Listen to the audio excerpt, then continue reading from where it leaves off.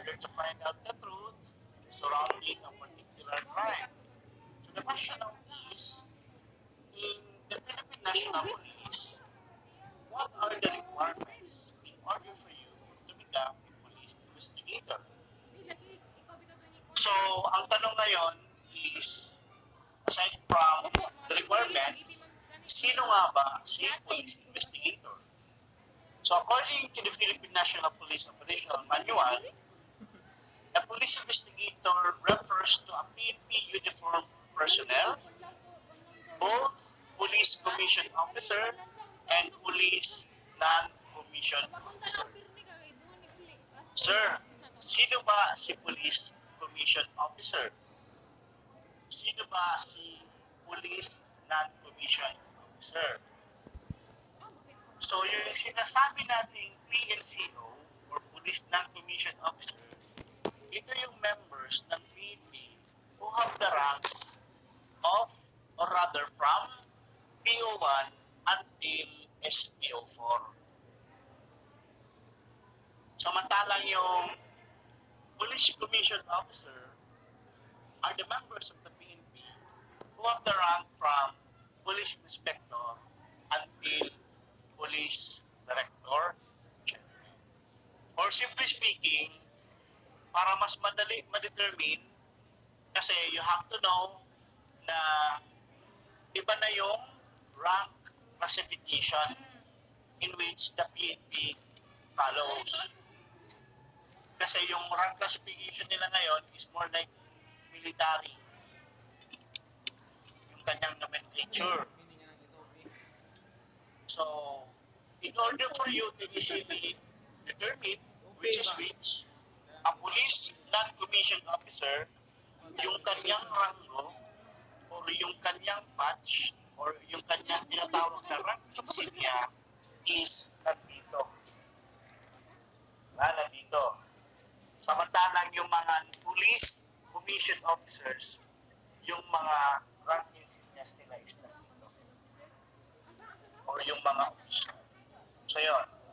So meaning to say, anybody or any member of the PNP can become a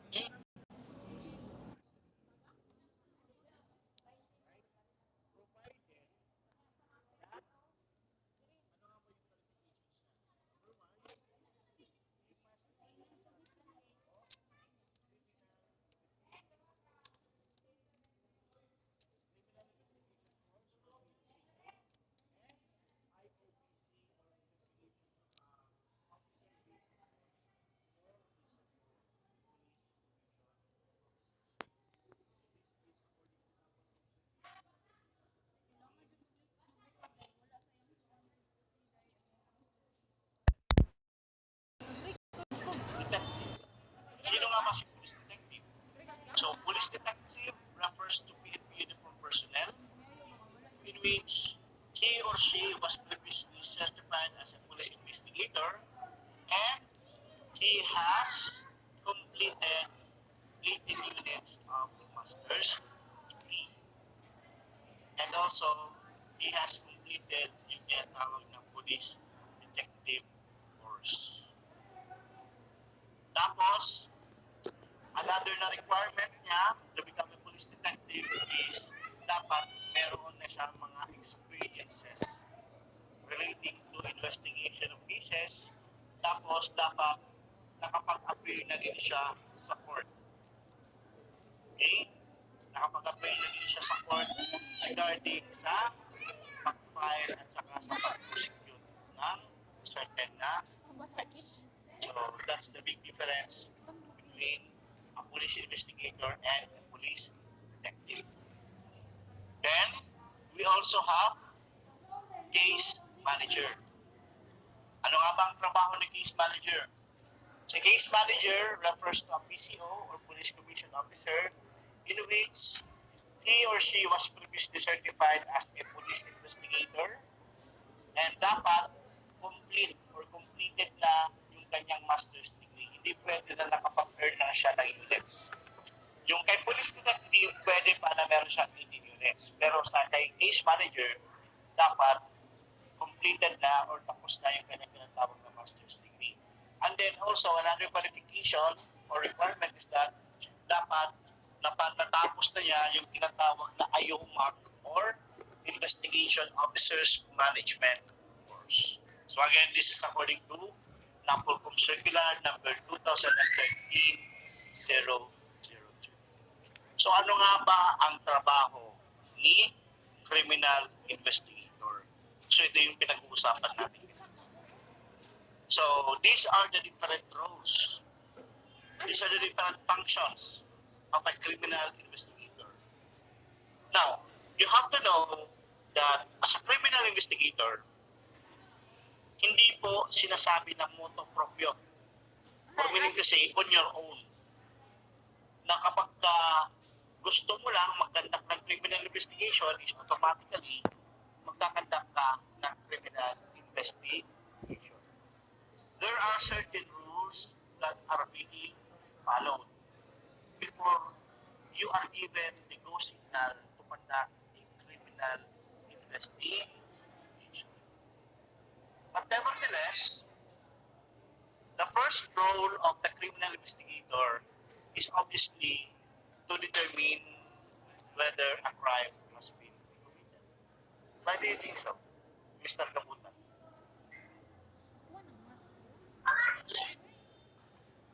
Sir, why do you think that the first yes? Why do you think that the first role of the criminal investigator is to obviously determine first whether a crime has been committed?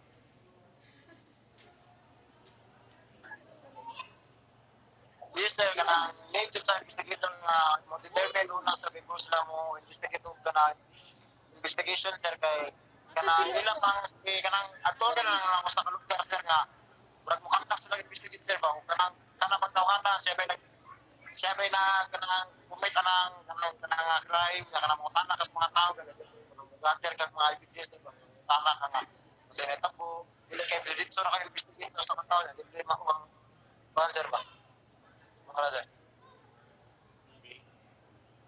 Miss Gabuya, what do you think?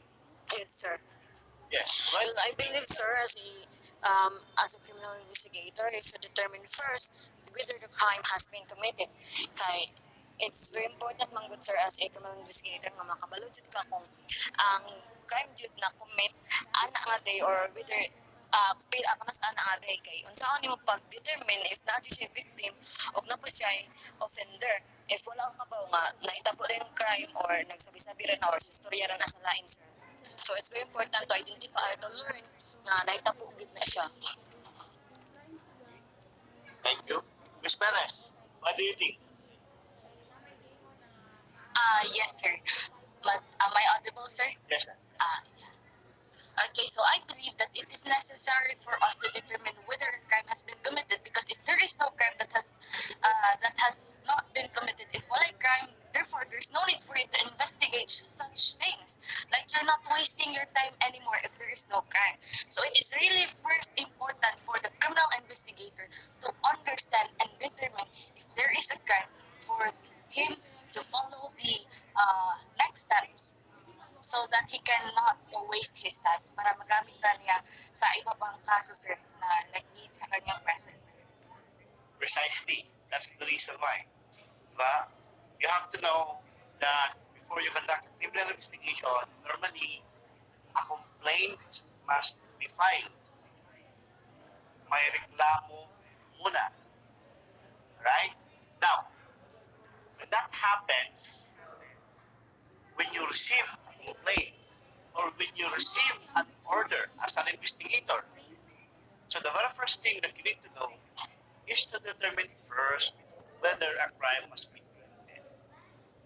What's the use of conducting an investigation if no crime happened? What's the use? So, if upon determination,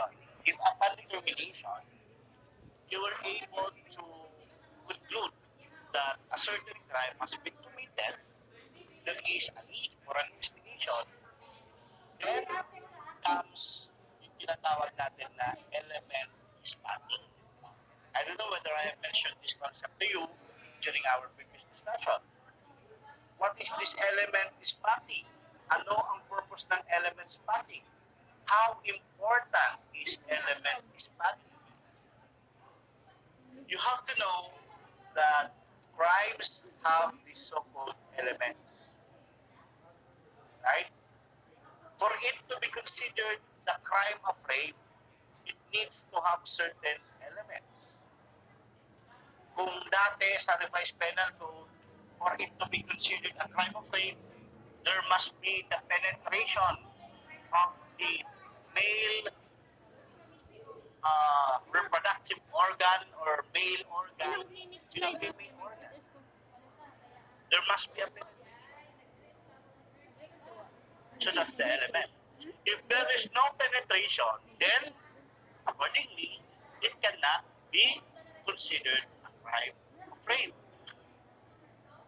If yung intent niya is only to assault, only to inflict, or if only to satisfy, partially satisfy sexual desires, then that is not considered a crime of rape.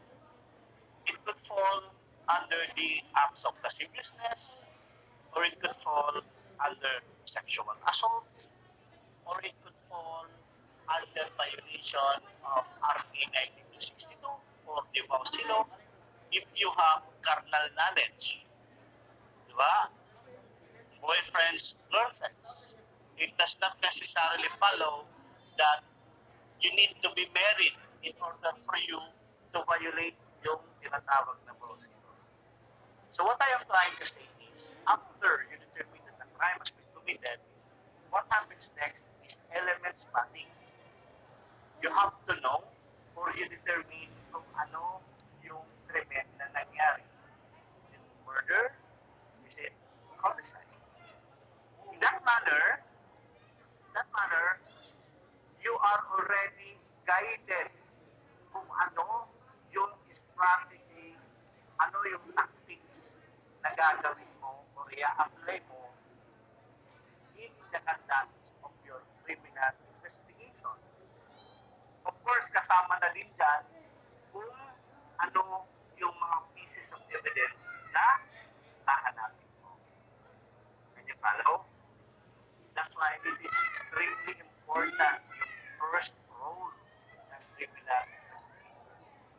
Obviously, since ang trabaho ng isang criminal investigator is to find out the truth, so normally, you need to identify kung sino yung victim at saka kung sino yung offender at saka kung sino yung mga witnesses.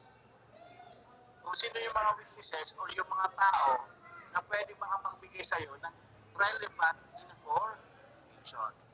And normally, once you already identify the offender, the next role, the next job that you need to fulfill is to locate, to track yung offender. Nasa bahay ba nila? Yung nasa bahay, mayroong complaint, there is sufficient pieces of evidence na pwedeng magamit against sa kanya, then apply for warrant of arrest. Then it will now be the responsibility, or it will now be the job of the judge to determine whether there is probable cause. Because if the judge so determines that there is probable cause, then he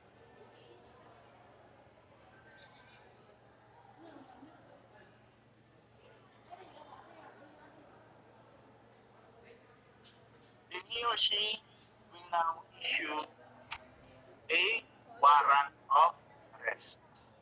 And normally, once a warrant of arrest has been issued, so as an investigator, you need to apprehend the offender.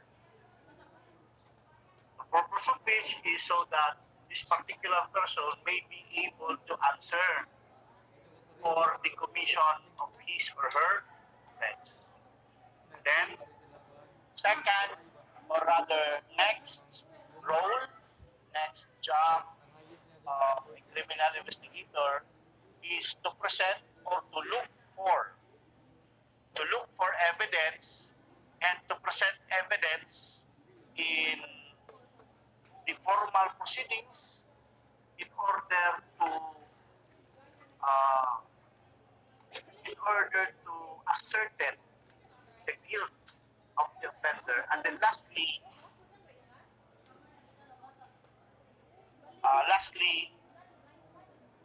while the case is ongoing, to assist in the so-called case follow-up until such time na makapag-render ng final verdict yung judge.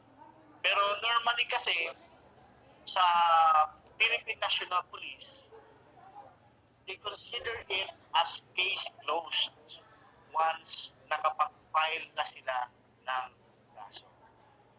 That's why sa mga news, if you are updated with the latest news, normally, pag merong mga sensational pieces, tapos sasabihin ng spokesperson or that particular municipal police station or city police office, sasabihin nila na case closed na. Tapos yung without having really an in-depth knowledge, magre-react sa social media, ano ba yun? Case closed, ano pa nga di ba? Pero usually sa PNP kasi, when they say case closed, that only means that a case has been filed already. Can you follow? So yun. So these are the different roles of a criminal investigator. Next, how to become a competent criminal investigator. Ano ba yung kailangan na nasa sayo in order for you to be considered as a competent criminal investigator? First and foremost, you need to have perseverance. You need to understand that criminal investigation per se is not like yung criminal investigation doon sa Detective Conan na cartoons. There is a gargantuan gap or difference between sa real life na criminal investigation as compared doon sa criminal investigation natin na nakikita sa mga usually kasi it takes yung tinatawag na steadfast test yung result. Ayun, nagamit alcohol. Okay? Kasi hindi normally natatapos yung isang criminal investigation. It could take for days, it could take for minutes, it could take for days, it could take for weeks, it could take months, it could take almost a year before you conclude your criminal investigation. Hence, you need to have perseverance or the ability to never give up despite the obstacles. Okay? So, the ability to not give up. So, that is perseverance or yung pagpupursige. Persistence and resolution to bring the desired conclusion in spite of obstacles connected with criminal investigation. Second one, of course, is endurance. As I have mentioned, it may take months, it may take several months, it may take almost a year, it may take years. And normally, not only is criminal investigation physically exhausting, it is also mentally exhausting. Yung pag-formulate mo pa lang ng mga conclusion conclusions, yung pag-formulate mo pa lang doon sa mga theories, yung pag-interpret mo doon sa mga evidences na nakulit mo, pag-determine which is relevant, which is irrelevant to the case. It takes toll in our physical and mental state. That's why we need to have endurance. According to me, endurance is the ability of the investigator to last physically and mentally. Hence, he or she must have the extraordinary physical and mental energy enduring sleepless nights and tiresome days. Third characteristic of a competent criminal investigator is the so-called incorruptible honesty and integrity. Andyan yung word na incorruptible. Incorruptible. Hindi pwedeng mapalit. Hindi pwedeng makorrupt. Hindi pwedeng ma-influensyahan for some reasons or for some favors, particularly for money, yung honesty at saka yung integrity. There are investigators who tend to twist the truth in consideration of favors, in consideration of money. Take note, my dear students, di ba, ang number one na role ng criminal investigator is to determine whether a crime has been. So have you ever wondered during my bust, ang daming nakuha. Pero, nakalabas ka agad by virtue of plea bargaining. The reason why it happened because normally it is up to the criminal investigator kung anong kaso ang ipapain niya. There are instances wherein sa drug cases ito, there are instances wherein pumalag yung offender na hinuli, pumalag doon sa mga pinigyan agents or let us not mention names na lang kasi lang siya, theoretical lang for purposes of discussion only. So, pumalag siya doon sa law enforcement officer. What happened is mas madami yung kaso na itinay sa kanya. Meron naman yung iba, hindi nanlaban o hindi sila pumalag. Konti lang yung kaso na itinay sa kanila. That's why, nakapag-appeal sila kaagad. There are also those na because ang involved is politician, ang involved is a very influential person. So, yung result ng investigation is iniiba kasi nga in consideration of labor. Hence, it is extremely important that a criminal investigator must have an incorruptible honesty and integrity. What is even disturbing is almost majority of our criminology students are advocating the reinstatement of yung tinatawag natin na death penalty for capital punishment. Diba? Hawa mong yun here, advocates. Piskat na lang. I presume you are in favor of capital punishment. Banda si Miss Katara, Jahazari,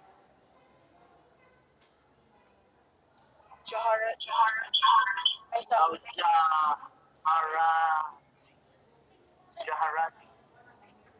Are you in favor of capital punishment or death penalty?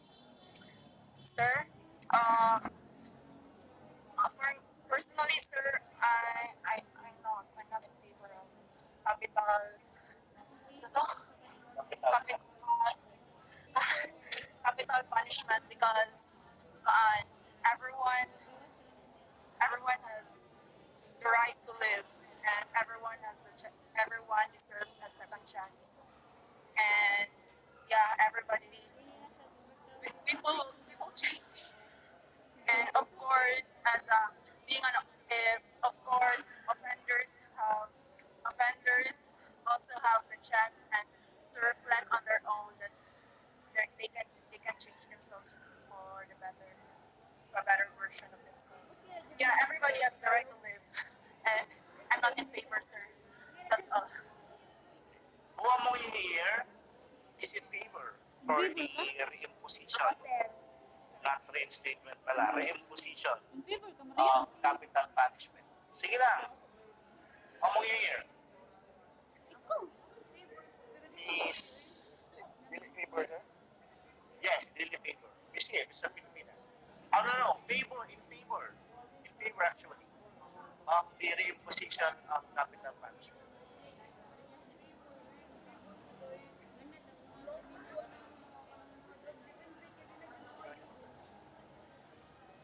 Sige, Mr. Jesse. Sir, You are saying something. In favor kasi. sa death penalty, pero sir, may mas favor po ay kung i-implement ang death penalty, sir. Mura Para yung ako, papatay okay na na, sir. Why do you do that? Kaya I think na, sir, especially sa rape, sir, ba? Yes, you know, ng every person has a second chance, pero pili naman siguro matawag second chance if pero may balik-balik ko ng isa sa kriminal, di ba? What if nakayos siya karon wala iwan sa death penalty, hindi kawas niya, malay ko siya balik, so orasan niya, pagkano na sa pisukan. Kasi yung marami ako ng may tabo. Hence, as future criminal investigators, you need to have incorruptible honesty and integrity. You see, if, for example, the case is sensational, it involves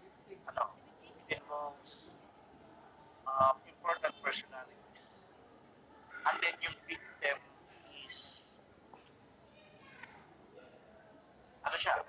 kumbaga, belongs to a non-influential clan. How can you ensure na yung trust and confidence ng tao would still remain the same sa PNP if you do not have an incorruptible honesty and integrity? That's why, as future members of the PNP, yung honesty, yung integrity natin, dapat yan yung pangahawakan natin. Kasi, how can you effectively enforce yung laws natin if you do not have moral ascendancy? So, if you have incorruptible honesty, meaning to say, hindi ka nagpapapekto doon sa mga pressures, particularly pag pera ang pinag-uusapan. Ito kasi yung pinaka-common na temptation Diba? Not to be hypocritical, my dear students, ito yung pinaka-common na issue or ito yung pinaka-common na reason. Pag nasa trabaho na tayo, pag part na tayo ng law enforcement, you need to watch out for this. Para naman sa mga kalalakihan, ito yung common. Diba? Pag nag-engage ka sa mga illegal activities, so say for example, nalulong ka sa bisyo, nalulong ka sa droga, nalulong ka sa babae, and it so happen you are a criminal investigator, kipinig ka, ano ka sa utang, marami yung pinagkakautangan mo, ito yung common na temptation sa inyo. That's why, that's the reason kung bakit as students is train talaga yung mga bata. Kayo, as criminology students, to have a highest degree of honesty and integrity. Okay? Of course, as a criminal investigator, you really need to appreciate the facts that what you are doing is to find out the truth. And in order for you to really find out the truth, you need to be tactful, you need to be wise. You have to, you need to have the ability to determine whether your subject is being truthful or not. Hence, you need to have the intelligence and the wisdom of Solomon. Okay? Also, you need to have an acting ability or the ability to step down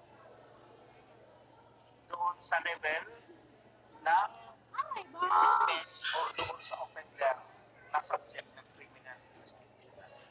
Hindi pwede yung porket nurse ka, porket criminology ka is yung yung ano mo, yung asta mo is as in totally police. No. Take note, ulitin ko lang, ang main purpose mo is to find out the truth. So it is extremely important na maging komportable yung interview mo. Importante na maging komportable yung tao na pinagkukunan mo ng information. Kasi kapag hindi sila komportable sa'yo, sa tingin nila is parang mayroong yung tipo na parang yung tipong masyadong mataas yung ano mo, tapos sila is dito na normally hindi yan magsasalita. Therefore, you need to have a tactic. Next is oral and written communication. Ulitin ko lang, siyempre, nag-i-investigate ka, nakikipag-usap ka, iba't ibang klase ng tao, you need to have a good oral communication. Hindi yung totoo yung sa yung sa mga pelikula, yung diba, yung sinisigawan yung mga suspect. Ikaw kayong pumatay niya, no? Actually, hindi yan masyadong nangyayari sa tunay na buhay.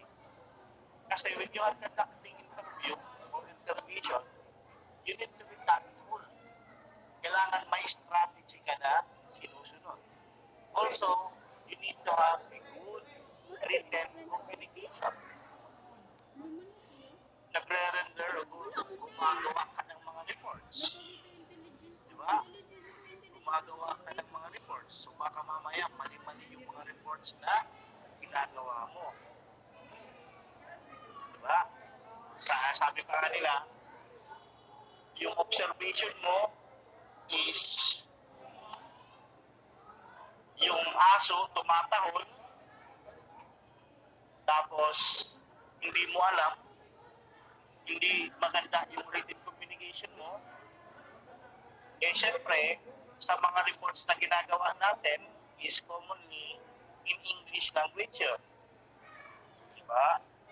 So you need to have a good written communication. Baka mamaya sabihin mo, the dog said, wow, wow, wow.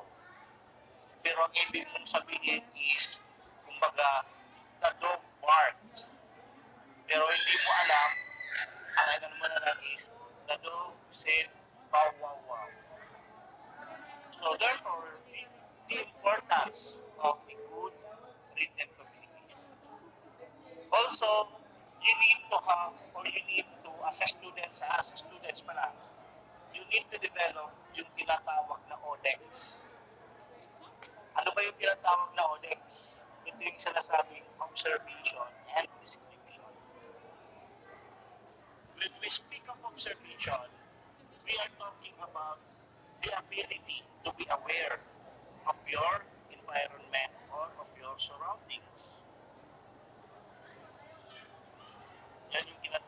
observation.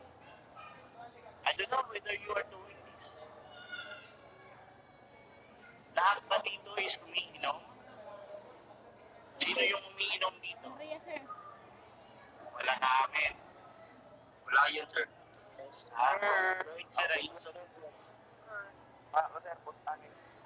Hindi may magsabot talaga kami. Hindi, okay lang naman yun. Pero syempre, in moderation. Kasi nga, you are aiming to become law enforcers. So, hindi pwede naman na kasi totally ano yung tingin. Kung mga for, ano lang, birthday lang for, magtawag niya for socialization, social ano, pwede naman yan, pero in moderation. But nevertheless, what I'm trying to say is, doon sa mga mahilig pumasok sa mga beer house, ito yung common na ano kasi, o di kaya yung mga pumupunta ng mga birthday parties, tapos hindi man lang mag-observe sa surroundings nila, hindi man lang tingnan kung sino yung nasa across sa kanya, sino yung mga tao na nasa loob ng room, di ba? You need to practice that one with your students. You need to practice that one. You need to observe. Kailangan may diligid yung mag-observe doon sa mga surroundings nila. Also, yung tinatawag na ability to actually report yung observation mo, iyan yung tinatawag na description. Kasi as an investigator, so normally, magre-render ng mga testimonies yung witnesses. And normally, gagawa ka ng report. So you need to have a good skills in observation and in description. Trust me, it will prove helpful. Another thing is you need to have the courage. Yung tinatawag na moral fortitude, yung hindi ka bibigay sa mga pressures. The moral fortitude of the investigator to tell the truth, irrespective kung sino yung mababanggan. Yan yung courage. Okay? Then, obviously, you need to have a good foundation or background. You need to have a good knowledge of laws. Hindi pwede na mahina yung foundation mo. Kasi nga, you are a criminal investigator. Also, the power to read between the lines. Ano ba itong the power to read between the lines? Meaning to say, hindi pwede na gullible ka. Gullible, madali kang makuto. You need to read, you need to have the power to read between the lines. Or yung ability mo to interpret base doon sa kanyang mga sinasabi, base doon sa kanyang mga actions. Yan yung power to read between the lines. And lastly, of course, you need to have technical knowledge. When we speak of technical knowledge, we are talking about yung sa capability ng isang police officer sa defense tactics and the use of the firearms like that. Okay? So, accordingly, these are the different characteristics of a competent criminal investigator. So these are the basic principles na pinapalo ng criminal investigation. Recognition, collection, preservation, evaluation, at saka presentation.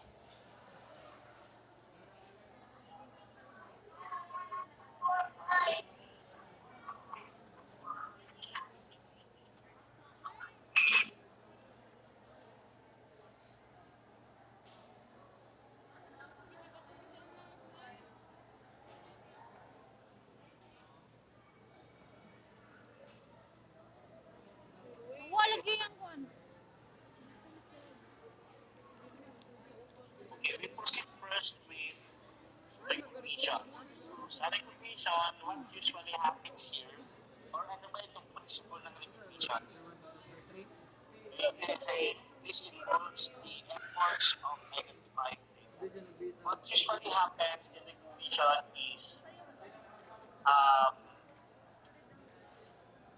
dito ina-identify ano yung mga sino yung perpetrator, sino yung victim, sino yung witness, ano yung mga information na kailangan kunin, ano yung mga pieces of evidence that needs to be collected, ano yung mga na-establish na facts, at ano pa yung mga kailangan na-establish na facts.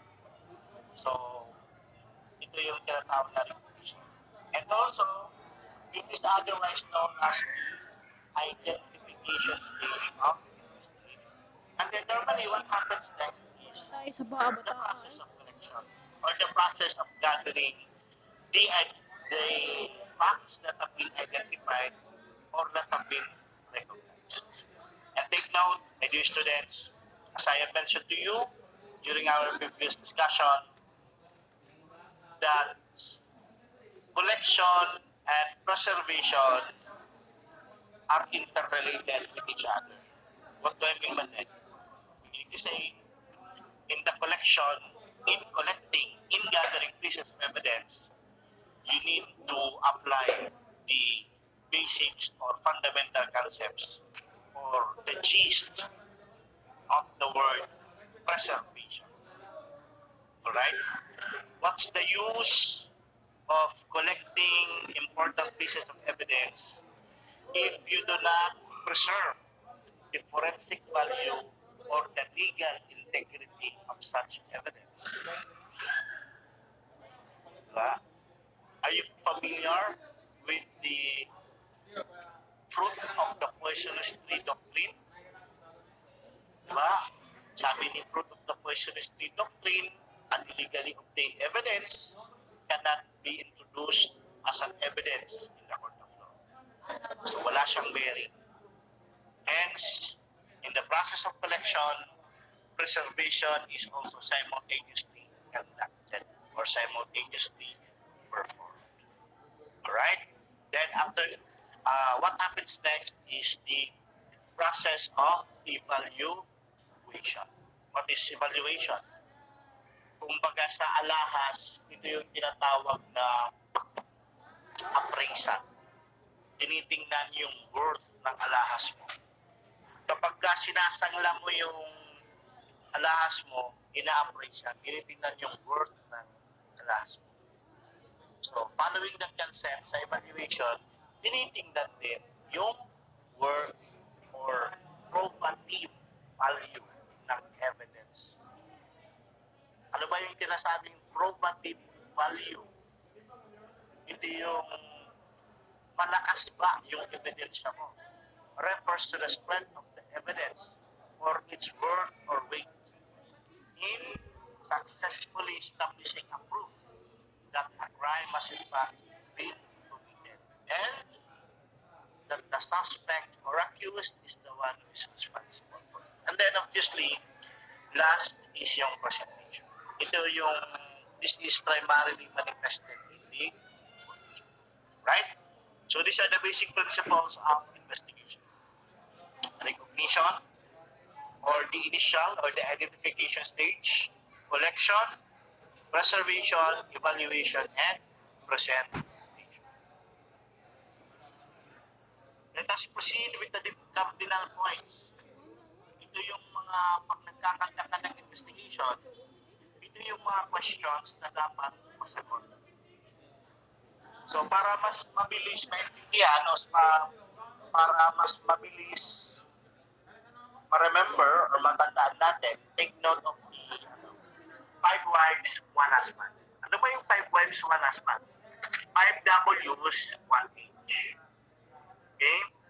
So, what, who, when, where, why, and then how. So, ito yung mga questions na dapat masagot pag nagkakanta ka ng investigation. Tinatawag din siya cardinal points of investigation. So, obviously, sa who questions, ang purpose ng who questions is to inquire on the identity of the victims or offended party, the name of the suspects, accomplices, accessories, and witnesses of the crime.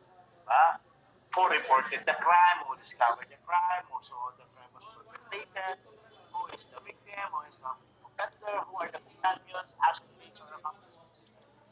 Ito yung target or ito yung end goal ng who questions. Then you have what questions. Yung what questions, ang purpose niya is to find out or to determine what happened. Ano yung nangyari? Okay? Ano yung krimen na nangyari? Ano yung krimen na nagawa? Yun yung purpose ng what questions. Where questions naman, ang purpose niya is to establish or to localize the place of the incident. O simply speaking, to establish saan nangyari yung krimen. When questions, normally, to determine and fix the time, day, month, and year when the crime was committed. Why questions? It answers yung reason, yung motive, process, bakit nangyari. Yung our questions is yung manner, paano ginawa yung krimen. To determine how the crime was. Okay? So, these are the 5 wives and 1 husband. Punta naman tayo sa golden rule ng criminal investigation. Never touch, never alter, never move, or transfer any object at the crime scene unless it is properly marked, measured, sketched, and or photographed. That's why, as a criminal investigator, Kasi pipiti niya di it's maklaro ay extremely yata. important that everything, or rather, it is extremely important that you follow this basic or golden rule in criminal investigation. So the question is, sir, ba't kailangan? Why is there a need to document or to photograph Sana siya? the collected evidence before we touch, before we alter? The main purpose of which is to prevent yung tinatawag na MAC or MAC. Ano ba yung MAC? Mutilation, alteration, and contamination.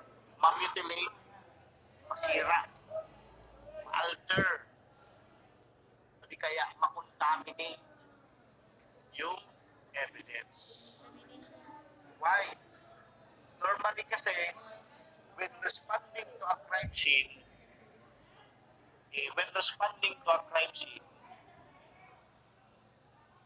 medyo ano pa yan, makalat pa, natin na talaga. So that's why you really need to preserve. So meaning to say, before mo talaga galawin, is you need to document it. You need to take a photograph. Ay online rabbit. Kasi once you touch or once you, Ano si Slity? kapag gagalawin mo yung crime scene is normally mahirap siya maibalik doon sa kanyang original na state or condition if you do not take photographs. If you rely purely on your so-called photographic, photogenic, photographic memory. Yeah. So, you need to follow that one.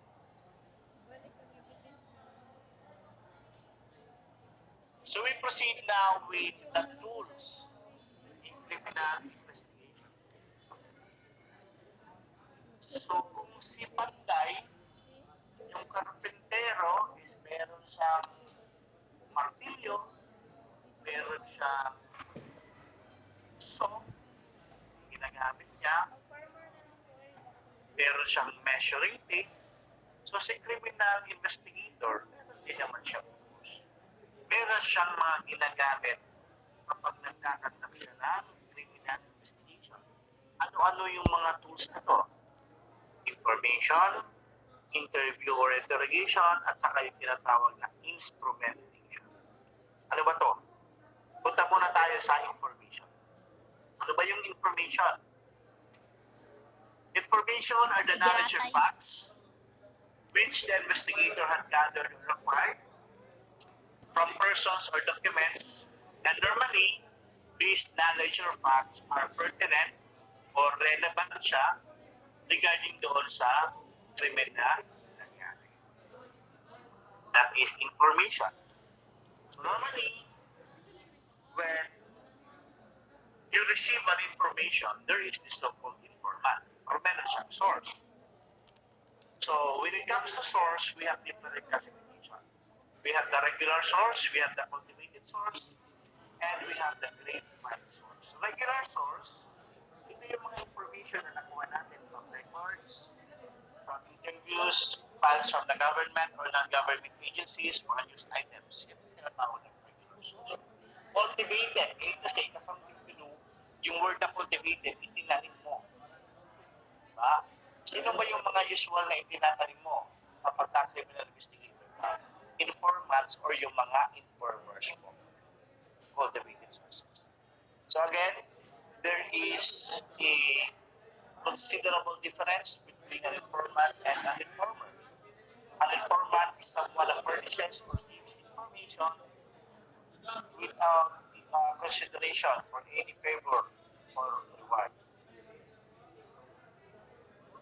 On the other hand, an informer is someone who furnishes or gives information in consideration of money or favor. So that's the difference between informant and informer. And then last, grapevine sources. So normally, grapevine sources, if your SOI or source of information is from the underworld. So they are considered as grapevine source. Then we have the interview and interrogation. So normally,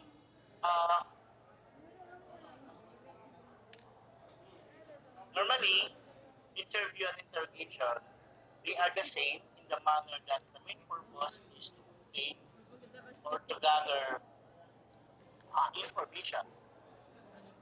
Yes, they differ in their purpose or in the manner in which interview and interrogation is being conducted. Normally, in an interview, medyo friendly, medyo okay yung environment as compared to that of interrogation. Kasi sa interrogation, hostile yung environment. Why is it hostile? Kasi hindi kasi nag-cooperate yung interrogee or yung interrogee.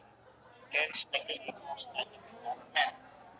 So, therefore, it is the job of the investigator, interrogator,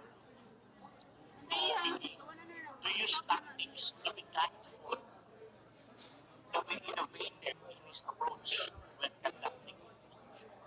On the other hand, sa interview, yun nga, normally, cooperative yung tao na nagbibigay ng information. And normally, ang interview is, it involves yung witnesses, normally, sila yung kinakantahan ng interview, or pwede din naman yung mga suspect, provided na cooperative sila. Pero pagka hindi cooperative, doon na yun nangyayari, yung tinatawag na interrogation. And also, purposely, in terms of, yung interview is yung main reason why it is being conducted is simply to parang you are only fishing for information. Ang ginagawa mo is nanganganap ka pa lang ng information. While sa interrogation, ang main purpose na the main reason kung bakit mo ginagawa yung interrogation is for you to secure or to obtain admission or confession. Ano ba daw?